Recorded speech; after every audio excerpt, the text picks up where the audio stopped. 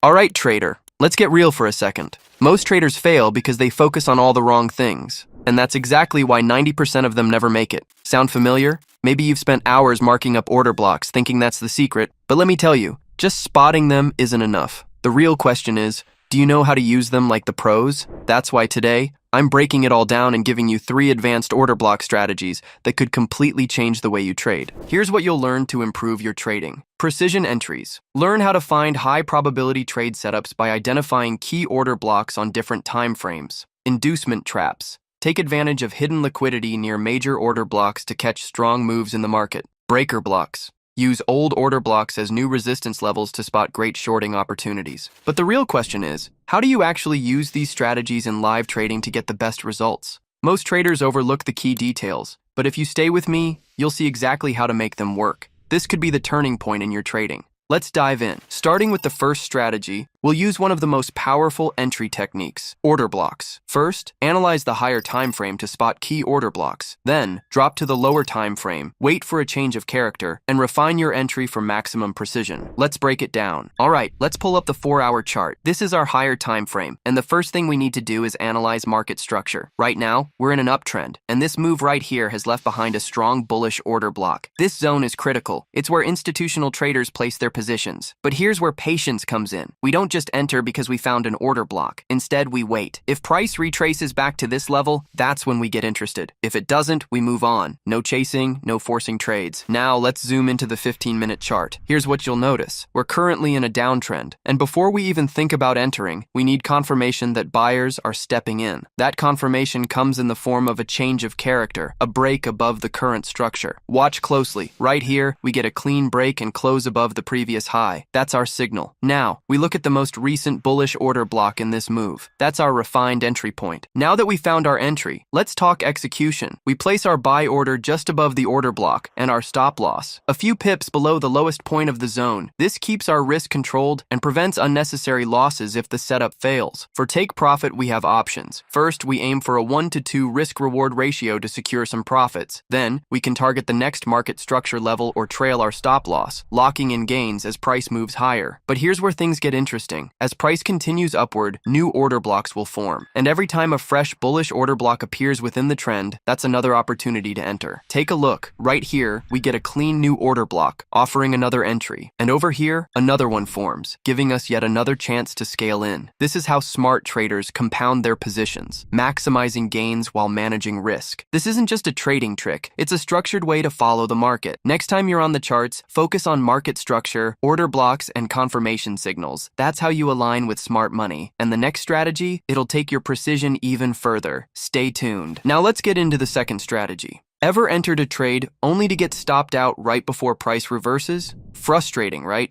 But what if I told you it's not random? These stop-outs are actually inducement traps, and once you understand them, you can trade like the institutional traders. An inducement trap happens when a minor key level forms near a major order block. Picture this. Price is trending up, leaving behind a strong demand zone. This is where the big players are waiting to buy. But instead of price immediately tapping that zone, it creates a temporary support level just above it, rejecting multiple times. Looks strong, right? But here's the trap. Retail traders see this level, assume it's a solid support, and start buying aggressively. But what they don't realize is that smart money needs liquidity to enter at better prices. So what happens next? Price sweeps the inducement level, triggering stop losses, and then taps perfectly into the major order block before reversing back up. The retail traders, they're stopped out. The institutions, they're in at a premium price. So how do we trade this like the pros? It's simple. Instead of buying at the inducement level like most retail traders, we wait for price to dip into the real order block. We place our buy limit inside the major order block, ensuring we only enter if price taps into the true demand zone.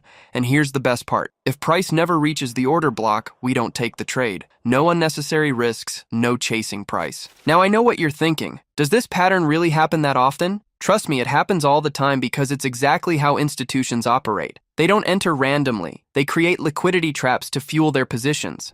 Now let's apply this to a real example. Take a look at this chart. Price moves up aggressively, leaving inefficiencies behind. Then we get a break of structure, BOS, confirming a valid order block. But here's where things get interesting. Right before price reaches the order block, it starts forming multiple rejections at a minor support level. That's our inducement. And now, We know exactly what's about to happen. So, what's the plan? Simple. We place a buy limit inside the major order block and wait. No guessing, no chasing price, just patience and precision. And just like that, price sweeps the inducement level, triggering stop losses, taps perfectly into our order block, and reverses in our favor. Retail traders get stopped out, while we step in at the perfect entry, clean, precise, and high probability. For execution, we keep it smart. Stop loss, just below the order block to minimize risk. Target, a solid 2 to 3x risk to reward ratio. Some traders even use the inducement zone as a partial take-profit target, locking in profits while letting the trade run. And look at that, the trade plays out exactly as planned, turning what was a trap for retail traders into a profitable setup for us. Let's move on to our third strategy. Here's the idea.